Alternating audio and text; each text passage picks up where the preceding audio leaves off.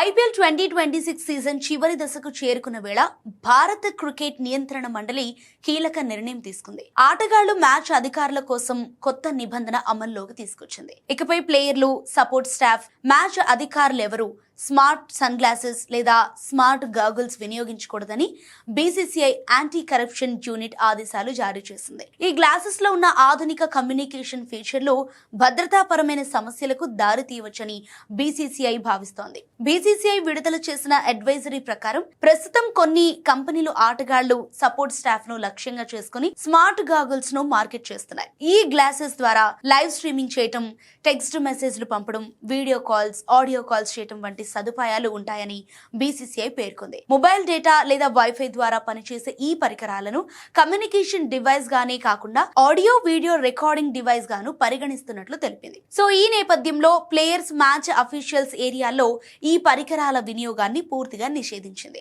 Match రోజుల్లో స్టేడియంలోకి వెళ్లే ముందు ఆటగాళ్లు, సపోర్ట్ స్టాఫ్ తమ మొబైల్ ఫోన్లు, స్మార్ట్ వాచ్లతో పాటు ఈ స్మార్ట్ గ్లాసెస్ ను కూడా సెక్యూరిటీ లియాజన్ ఆఫీసర్ వద్ద ఉంచాలని ఆదేశించింది. ఈ నిబంధనను ఉల్లంఘిస్తే కఠిన చర్యలు తీసుకుంటామని బీసీసీఐ హెచ్చరించింది. అయితే ఇటీవలే ఐపీఎల్లో కొన్ని కోడ్ ఆఫ్ కండక్ట్ ఉల్లంఘనలు చోటు చేసుకోవడంతో బీసీసీఐ మరింత కఠినంగా వ్యవహరిస్తోంది. రాజస్థాన్ రాయల్స్ కు చెందిన రోమీ బిందర్ మ్యాచ్ సమయంలో డకౌట్ లో మొబైల్ ఫోన్ ఉపయోగించినందుకు 1 లక్ష జరిమానా విధించడంతో పాటు వార్నింగ్ కూడా జారీ అయింది. ఆ ఘటన తర్వాతే బీసీసీఐ భద్రతా నిబంధనలను మరింత కట్టుదిట్టం చేసింది.